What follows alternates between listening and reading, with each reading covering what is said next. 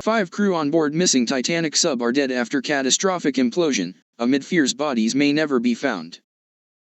5 men on board the missing Titan sub died instantly when the vessel suffered a catastrophic implosion.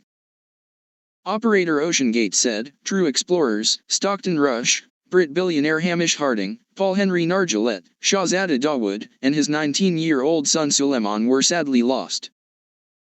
The U.S. Coast Guard admitted their bodies may never be recovered as investigators now face the grim task of trying to piece together what happened.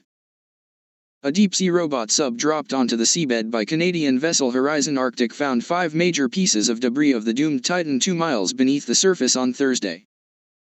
They included the sub's landing frame and the tail cone. Rear Admiral John Mauger, of the U.S. Coast Guard, said the debris was 1,600 feet from the bow of the Titanic, and consistent with the catastrophic loss of the pressure chamber. Asked about recovering the bodies, Mauger said the seafloor was an incredibly unforgiving, incredibly complex environment. "We will continue to work and search the area down there, but I don't have an answer for prospects at this time," he added. He said the implosion would have made a significant, broadband sound that the sonar boys would have picked up. "And it would have killed the crew instantly," he added. On Thursday, a U.S. defense official revealed that the U.S. Navy heard an acoustic anomaly consistent with an implosion just hours after the sub lost contact on Sunday. A top-secret military system designed to spot enemy submarines detected the sound of the suspected implosion, Wall Street Journal reports. The official said the information was given to the U.S. Coast Guard team, who then apparently used it to narrow the search area. Sounds of banging detected underwater on Wednesday had raised hopes of a last-gasp miracle, but experts now believe it was just the noises of other ships in the area. Titanic film director James Cameron, who has completed 33 dives to the wreck, claimed he knew on Monday there had been an implosion, days before the debris was found. Mr. Cameron told CNN he received confirmation that there was some kind of loud noise consistent with an implosion event from his colleagues in the deep submergence community. He told BBC News, "I felt in my bones what had happened. For the sub's electronics to fail and its communication system to fail, and its tracking transponder to fail simultaneously, sub's gone." 3 ships involved in the search for Titan are still at the site. Rescue teams have now turned to the recovery of the Titan wreck, but the water pressure at those depths makes it very challenging. The pressure where the debris was discovered is around 6,000 psi, compared to 14.7 at sea level. Florida-based senior research scientist Steve Somliotti said, "The pressure down there at 4,000 m is pretty high. About 5,800 psi at Titanic depth." Expert Ofer Ketter said the implosion would have occurred within a millisecond, meaning those on board never knew it happened. The sub's owner OceanGate confirmed the 5 crew were dead in a statement on Thursday afternoon. "We now believe that our CEO Stockton Rush, Shahzada Dawood, and his son Suleiman Dawood, Hamish Harding, and Paul Henry Nargeolet, have sadly been lost," they said. These men were true explorers who shared a distinct spirit of adventure, and a deep passion for exploring and protecting the world's oceans. "Our hearts are with these 5 souls and every member of their families during this tragic time. We grieve the loss of life and joy they brought to everyone they knew." Hamish's devastated family shared a heartbreaking tribute to a dedicated father who lived his life for his family, his business, and for the next adventure. Mr. Harding's company Action Aviation said, "Hamish Harding was a loving husband to his wife and a dedicated father to his 2 sons, whom he loved deeply. To his team in Action Aviation, he was a guide, an inspiration, a support, and a living legend. He was one of a kind and we adored him." The company described him as passionate explorer who lived his life for his family, his business, and for the next adventure. "What he achieved in his lifetime was truly remarkable, and if we can take any small consolation from this tragedy, it's that we lost him doing what he loved," they added.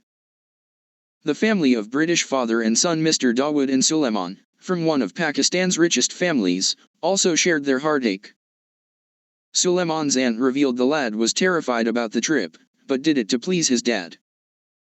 They said, "Our beloved sons were aboard OceanGate's Titan submersible that perished underwater. Please continue to keep the separated souls in our family in your prayers during this difficult period of mourning. We are truly grateful to all those involved in the rescue operations. Their untiring efforts were a source of strength for us during this time. Richard Garriott, president of adventure group The Explorers Club, said, "Our hearts are broken by the loss of the 5 crew. Hamish Harding is a dear friend to me personally and to the Explorers Club," he said. He holds several world records and has continued to push dragons off maps both in person and through supporting expeditions and worthy causes. Paul Henry was elected to the club in 2001 and was one of the foremost experts on submersible expeditions to the Titanic. They were both drawn to explore, like so many of us, and did so in the name of meaningful science for the betterment of mankind. While we did not know Shahzada Dawood and his son Suleiman personally, their desire to explore as a family would have led them to our doorstep at some point in their futures, where we would have welcomed them. Foreign Secretary James cleverly paid tribute to the 5 people who were on board the Titan. He described it as tragic news and said the UK government was closely supporting the families affected. Carl Hartsville, from the Woods Hole Oceanographic Institution, told reporters the remains of the sub were found in an area where there was no debris of the Titanic. Carl said, "It's consistent with the location of the last communication for an implosion in the water column." David Mearns, a pal of 2 of the Titan passengers, believes the debris could hold vital clues about what happened to the sub. The parts found were the landing frame and a rear cover of the sub. He told Sky News, "A debris field implies a breakup of the submersible. That really indicates the worst-case scenario, that is catastrophic failure of the vessel. Generally that's an implosion. The only saving grace about that was that it would have been immediate. It would have happened in milliseconds. My worst fears as of Monday have now been realized. 2 friends of mine are gone.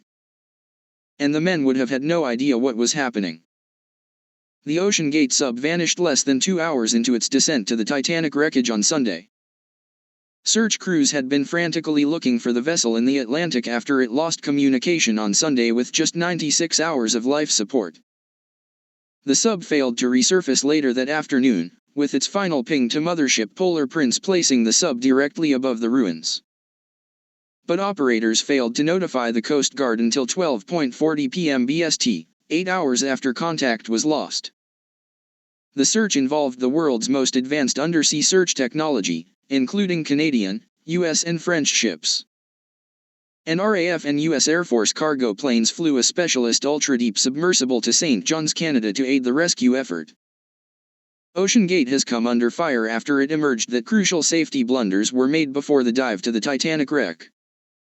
The company was involved in a huge lawsuit over fears about the sub's safety, and a former passenger revealed the vessel also went missing last year. Guillermo Solnline, a co-founder of Ocean Gate, has hit back at some of the criticism. He told BBC Radio 4's Today program, "People keep equating certification with safety and are ignoring the 14 years of development of the Titan sub. Any expert who weighs in on this will also admit that they were not there for the design of the sub, for the engineering of the sub, for the building of the sub, and certainly not for the rigorous test program the sub went through." He said anyone operating in the deep ocean knows the risk of operating under such pressure and that at any given moment you run the risk of this kind of implosion, Solnline said. Questions were also raised over why it took so long for the Coast Guard to be alerted to the vessel's disappearance. Kathleen Cosnett, a cousin of Brit billionaire Harding, slammed Ocean Gate for taking too long to alert authorities. The 69-year-old told The Telegraph, "It's very frightening. I would have thought 3 hours would be the bare minimum." The U.S. Coast Guard was also criticized for being slow to authorize private groups with state-of-the-art equipment to aid the rescue effort. It's understood teams applied as early as Monday to help, but were not contacted